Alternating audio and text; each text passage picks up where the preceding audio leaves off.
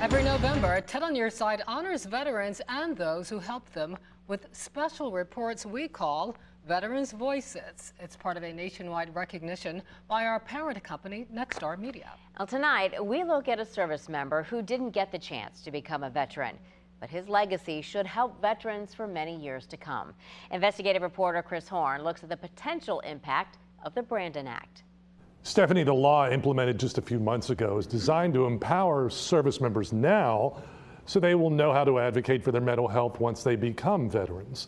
I spoke with the parents of Brandon Caserta, along with a therapist who specializes in military mental health. You get help while you're in, it follows you, and you know what to expect when they become veterans. The Brandon Act makes it easier for service members to get mental health services. It's named in memory of Brandon Caserta, who died by suicide 5 years ago on Naval Station Norfolk. By removing stigma while someone is active, the Casertas believe the new law will lessen stigma later when they become a veteran.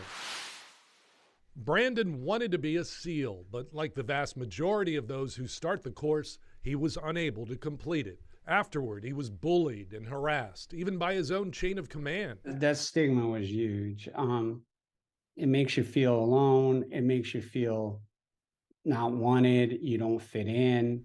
His parents fought for the law, and it was implemented by the Pentagon earlier this year. Now service members can't be refused for asking and getting help, no matter what type of help it is. So the one with the blanket is Libby. Liberty is her full name. Trails of Purpose does mental health counseling for active duty and veterans, using a pastoral setting in Chesapeake with more than 24 animals.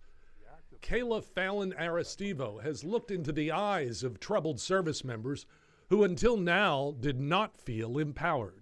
And I don't think a lot of people right now within the military are used to advocating for their own mental health. In fact, I know that they're not. She has seen the difficulty and the blowback those members experience when the stress of their military and personal lives begins to cross lines. Some of the direct feedback that we get from sailors lifetime is that they're afraid of retaliation. They're afraid of speaking up. They feel guilt or shame if they do because they should be able to just muscle through it and deal with it. For the Brandon Act to have lasting effect and carry over to veterans, positivity and momentum are key. Now is no time for the naysayers. So I'm curious to see how the different generations do trend with the Brandon Act implemented.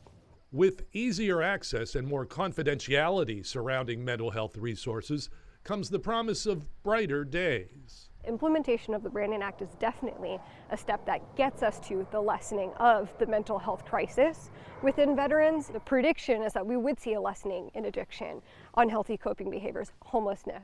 Brandon's parents get constant contact from military families in crisis, but they're starting to get more hopeful messages that the Brandon Act is now part of their arsenal of mental health resources. Service members are using the Brandon Act and they are getting the help that they need. And that is what we have wanted from day one. Brandon's legacy will live on forever. And I'm very proud of that. And we have links to mental health resources for both active duty and veterans at wavy.com. Go to the news tab and then click on Veterans Voices. Chris Horn, 10 on Your Side.